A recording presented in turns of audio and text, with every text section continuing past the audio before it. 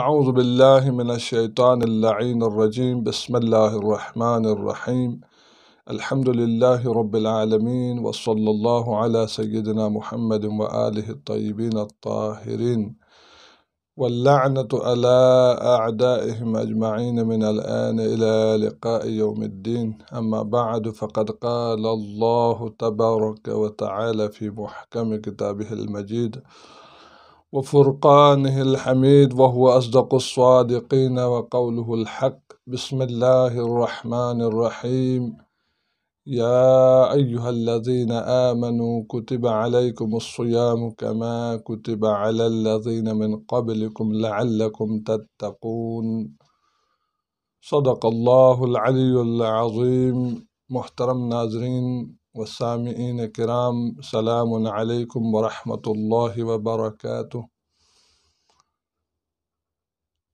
ماہ مبارک رمضان کی عظیم ساعات، ماہ مبارک رمضان کی عظیم لمحات آہستہ آہستہ آگے بڑھ رہے ہیں۔ آج ماہ رمضان کا چھٹا دن گزر گیا، 7ویں شب ہے۔ سلسلہ ماہ مبارک رمضان کے دروس معارف رمضان کے عنوان صاحب کی خدمت میں پیش کر رہے ہیں۔ کوشش کر رہے ہیں کہ کوئی نہ کوئی فضیلت، کوئی ایسی بات سامعین تک، مومنین تک، مسلمانوں تک پہنچ جائے تاکہ کوئی نہ کوئی اس پر عمل کریں اور نجات پائے۔ یہی ہر انسان کی، ہر مومن کی کوشش ہونی چاہیے۔ آج شب 7 تاریخ کی شب ہیں، تو اس شب میں جو ہے 4 رکعت نماز ہے۔ ویسے تو میں بار بار کہہ رہا ہوں کہ دعائیں ہیں، عبادات ہیں اور مختلف دعائیں ہیں، اعمال ہیں، ان کو انجام دینا ضروری ہے۔ ماہ مبارک رمضان خود سراپا دعا مکمل ماہ رمضان میں جس وقت دعا پڑھیں گے، جس لمحے میں عبادت بجا لائیں گے، وہ عبادت کا ثواب اپنی جگہ ہے۔ لیکن خاص کچھ نمازیں ہیں، 4 رکعت نماز، اور ہر رکعت میں سورہ حمد کے بعد 13 مرتبہ سورہ انا انزلناہ فی لیلۃ القدر، سورہ قدر پڑھنی ہے۔ یہ 4 رکعت نماز ہے، بہت عظیم ثواب رکھتے ہیں، بہت فضیلت رکھتی ہیں۔ اور 7ویں دن جو مومن، جو مسلمان روزہ دار روزہ رکھتا ہے، 7ویں دن کی فضیلت کیا ہے، اس کا ثواب کیا ہے، تو اس کا عظیم ثواب ہے، اس کی بہت بڑی فضیلت ہے۔ اس حوالے سے رسول گرامی صلی اللہ علیہ وآلہ وسلم ارشاد فرماتے ہیں: اعطاکم اللہ یوم السابع، اعطاکم اللہ یوم السابع فی جنت النعیم ثواب 40 شہید و 40 صدیق۔ خداوند متعال اس 7ویں دن کا روزہ رکھنے والے روزہ دار کے لیے ثواب عطا فرماتا ہے۔ پروردگار کون سا ثواب؟ جنت میں، بہشت میں عطا فرمائے گا 40 شہید کا ثواب، جو راہ خدا میں، خدا اور اللہ کے رسول کے حکم سے جہاد کرتا ہے، دشمن کے ساتھ راہ خدا میں شہید ہوتا ہے، اس شہید کا ثواب ملتا ہے اس روزہ دار کو جو 7ویں دن کا روزہ رکھتا ہے۔ اور یہ صرف نہیں بلکہ فرمایا آگے و40 صدیق، اور صدیق خاص جو کہ ایک لقب ہے، صدیق بہت زیادہ سچ بولنے والے، جس طرح رسول گرامی صلی اللہ علیہ وآلہ وسلم کو صادق اور امین کے عنوان سے پکارا جاتا تھا، لقب اس لیے کہ زیادہ سچ بولنے والے۔ اس معاشرے میں رسول اسلام صلی اللہ علیہ وآلہ وسلم تمام امانتیں اور تمام چیزیں آپ کے ہاتھ میں دیتے تھے، اس لیے کہ رسول اسلام سچ بولتے ہیں، سچ فرماتے ہیں۔ تو یوسف پیغمبر کو بھی کہتے ہیں صدیق، تو فرماتے ہیں کہ صدیقین جو خاص پروردگار عالم کے مقرب بندے ہوتے ہیں ان کا ثواب بھی ان کے ثواب کے برابر اس روزہ دار کو ملتا ہے 7ویں دن کا روزہ رکھنے کے وجہ سے۔ اور اس 7ویں دن کے دعا اللہم اعنی فیہ علی صیامہ و قیامہ، خدایا میری مدد فرما، فیہ اس دن میں، اس 7ویں دن میں میری مدد فرما، علی صیامہ و قیامہ، میں روزہ رکھ سکوں اور نماز کو قائم رکھوں، وجنبنی فیہ من ہفواتہ و آثامہ، اور مجھے بےہودہ کاموں اور گناہوں سے دور رکھ، ان سے محفوظ فرما، وارزقنی فیہ ذکرک بدوامہ بتوفیقک یا ہادی المضلین، اور مجھے توفیق دے آپ کی ذکر، ہمیشہ میں آپ کا ذکر کرتا رہوں، یاد الہی میں رہوں، اے وہ پروردگار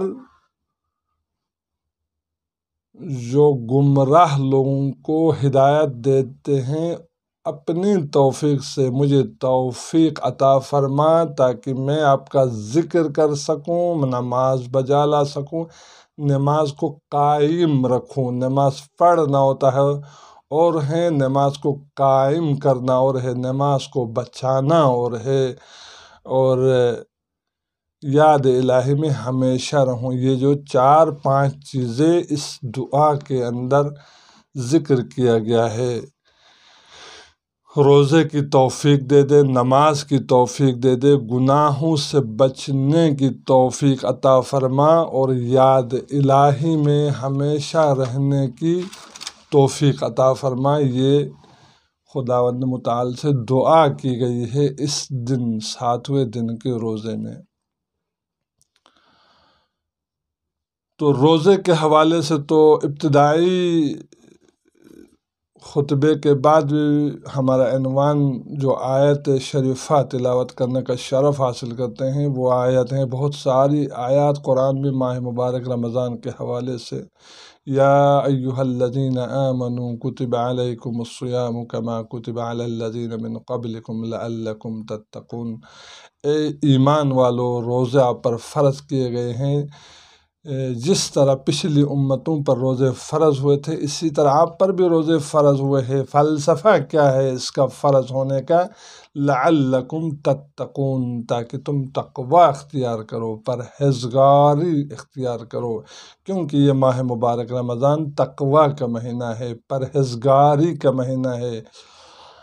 اور دوسری جو ہیں بہت ساری آیات ہیں اسی روزے کے حوالے سے، رسول اسلام صلی اللہ علیہ وآلہ وسلم کا ارشاد گرامی ہے، الصائم فی عبادت اللہ وإن کان نائما علی فراشہ، روزہ دار حالت عبادت میں ہوتا ہے، وإن کان نائما علی فراشہ، اگرچہ وہ اپنے بستر پر سویا ہوا ہے وہ حالت عبادت میں ہوتا ہے۔ اس لیے رسول اسلام کا جو خطبہ شعبانی میں فرمایا تھا، نومکم فیہ عبادہ ودعاؤکم فیہ مستجاب، اس عنوان سے رسول اسلام فرماتے ہیں حالت نیند میں بھی عبادت میں ہی ہوتا ہے، ما لم یغتب مسلما، جب تک کسی مسلمان کی غیبت نہیں کر رہا ہو وہ عبادت میں شامل حال رہتا ہے، عبادت کر رہا ہوتا ہے۔ اسی لیے ہمیں چاہیے کہ کسی مسلمان کی، کسی مومن کی غیبت نہ کریں، خصوصاً ماہ مبارک رمضان میں، اس لیے کہ ماہ مبارک کے رمضان جو ہیں عظیم لحظات، ساعات، گھڑیاں، یہ ہر سانس لینا بھی ہمارے عبادت میں شمار ہے، اس میں خلل نہ آئے، کوئی مانع نہ آئے، اللہ تعالیٰ اور بندے کے درمیان جو رابطہ ہوتا ہے عبادت کے ذریعے سے قرب الہی حاصل ہوتی ہے، اس میں کوئی مانع پیش نہ آئے، بہت سارے گناہ ہیں، ان گناہوں کے ساتھ غیبت بھی نہ ہو۔ غیبت کریں گے تو پھر یہ جو ہیں آپ بسترے میں سو رہے ہوتے ہیں لیکن عبادت نہیں ہوگی۔ عبادت کے لیے مسلمان کو چاہیے کسی مسلمان کی غیبت نہ کرے۔ اور نماز کے بارے میں فرمایا، دعا میں فرمایا تھا کہ نماز کی قائم رکھنے کی توفیق عطا فرمایا۔ نماز کے بارے میں فرمایا قرآن مجید میں فَأَقِيمُوا الصَّلَاةَ إِنَّ الصَّلَاةَ كَانَتْ عَلَى الْمُؤْمِنِينَ كِتَابًا مَوْقُوتًا۔ نماز کو قائم رکھو کیونکہ بتحقیق نماز مومنین پر فرض کی گئی ہے، واجب کی گئی ہے۔ مخصوص انداز میں نماز ہر حالت میں فرض ہے۔ اگر نماز قبول ہے تو دوسری اعمال بھی قبول ہے، اگر نماز رد ہو گئی تو دوسری اعمال بھی رد ہے۔ بہت عظیم عبادت ہے نماز، نماز کا مہینہ ہے۔ نماز تو ویسے جو واجب نمازیں ہم پڑھتے ہیں وہ نمازیں تو ہم پر فرض ہے، وہ تو ہر حال میں پڑھنا ہے۔ اگر نہیں پڑھیں گے تو قیامت کے دن ڈنڈے بھی لگیں گے، اس میں کوئی شک نہیں ہے۔ لیکن اس کے علاوہ جو نماز ہیں، عبادات ہیں، ماہ مبارک رمضان میں اللہ تعالیٰ توفیق عطا فرماتا ہے بندہ مومن مسلمان کو کہ زیادہ سے زیادہ عبادت بجا لائے۔ اور اگلی آیت میں ارشاد فرمایا سورہ اعراف کی والذین یمسکون بالکتاب واقاموا الصلاة انا لا نضیع اجر المصلحین۔ خداوند متعال فرماتا ہے وہ لوگ جو کتاب خدا سے تمسک اختیار کرتے ہیں، وَأَقَامُوا الصَّلَاةَ نماز کو قائم رکھتے ہیں، اِنَّا لَا نُضِيعُ أَجْرَ الْمُصْلِحِينَ جو اصلاح پسند لوگوں کے اجر کو ہم ضائع نہیں کرتا ہے۔ اسی لیے رسول اسلام کا ارشاد گرامی ہے کہ میں تمہارے درمیان دو چیزیں چھوڑ کے جا رہا ہوں، ایک اللہ کی کتاب اور دوسرے میری اطرت، میرے اہل بیت۔ ان دونوں کے ساتھ تمسک رکھنا جب تک حوض کوثر میں مجھ سے یہ ملاقات نہیں کریں گے اس وقت تک جو ہیں ان سے تمسک اختیار کرو۔ اللہ تعالیٰ سے دعا ہے کہ ان اہل بیت علیہم السلام اور قرآن مجید سے تمسک رکھنے کی توفیق عطا فرمائے۔ اور کیونکہ نماز وہ عظیم شے ہے، وہ نماز جب پڑھتا ہے انسان تو کچھ اثرات، ہر چیز، ہر عبادت کے ایک اثر ہے، روزے کے ایک اثر ہے، جہاد کے ایک اثر ہے، زکوٰۃ کے، خمس کے ایک اثر ہے، اس کے ہر اثر الگ الگ ہے۔ لیکن نماز کے کچھ اثرات ایسے ہیں جو معاشرے میں پھیل جاتے ہیں، جو اصلاح معاشرہ ہوتا ہے نماز میں، اور نماز کی وجہ سے شہوات سے دوری ہوتی ہے، برائیوں سے دور ہوتا ہے انسان، گناہوں سے دور ہوتا ہے، اور روح کو تقویت ملتی ہے اور نجات حاصل ہوتی ہے نماز کے ذریعے سے۔ نماز اور دعا اور عبادت، صوم و صلاح بہت عظیم ارکان میں سے ہیں۔ زیادہ سے زیادہ ماہ مبارک رمضان میں عبادت بجا لائیں، محارم سے دور رکھیں، واجبات کو بجا لائیں، احکامات الہی پر زیادہ سے زیادہ عمل کرنے کی توفیق عطا فرمائے۔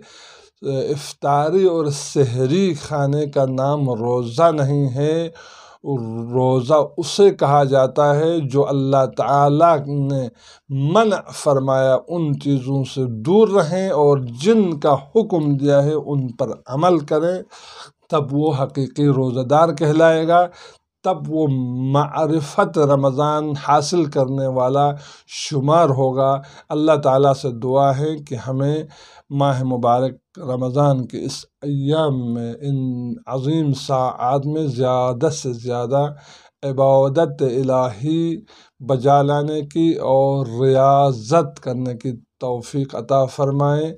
وآخر الدعوانا الحمد للہ رب العالمین، والسلام علیکم ورحمۃ اللہ وبرکاتہ۔